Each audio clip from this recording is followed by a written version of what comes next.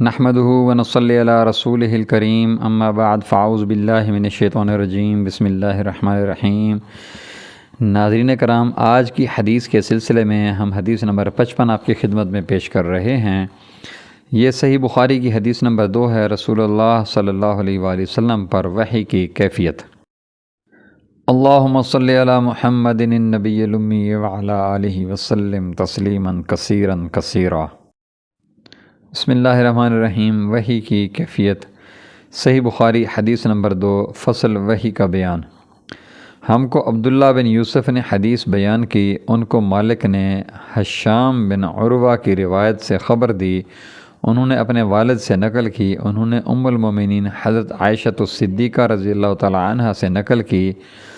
آپ نے فرمایا کہ ایک شخص حارث بن ہشام نامی نے نبی کریم صلی اللہ علیہ وآلہ وسلم سے سوال کیا تھا کہ یا رسول اللہ صلی اللہ علیہ وسلم، آپ پر وحی کیسے نازل ہوتی ہے؟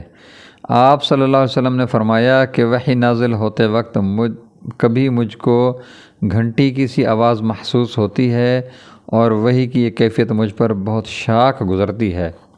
جب یہ کیفیت ختم ہوتی ہے تو میرے دل و دماغ پر اس فرشتے کے ذریعہ نازل شدہ وحی محفوظ ہو جاتی ہے، اور کسی وقت ایسا ہوتا ہے کہ فرشتہ بشکل انسان میرے پاس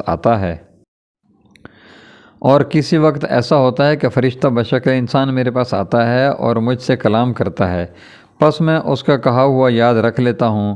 عائشہ رضی اللہ تعالیٰ عنہ کا بیان ہے کہ میں نے سخت کڑاکے کی سردی میں نبی کریم صلی اللہ علیہ وآلہ وسلم کو دیکھا کہ آپ صلی اللہ علیہ وسلم پر وحی نازل ہوئی، اور جب اس کا سلسلہ موقوف ہوا تو آپ صلی اللہ علیہ وآلہ وسلم کی پیشانی پسینے سے شرابور تھی۔ تو بھائی دوستو، یہ تھی وحی کی کیفیت جو حضور نبی کریم صلی اللہ علیہ وسلم کی ہوتی تھی وحی کے نزول کے وقت۔ ہمارا آج کا سبق یہیں پہ مکمل ہوتا ہے۔ وآخر دعوانا ان الحمد للہ رب العالمین۔ جزاکم اللہ خیر و احسن الجزاء۔ سبحان ربک رب العزت عما یصفون وسلام علی المرسلین والحمد للہ رب العالمین۔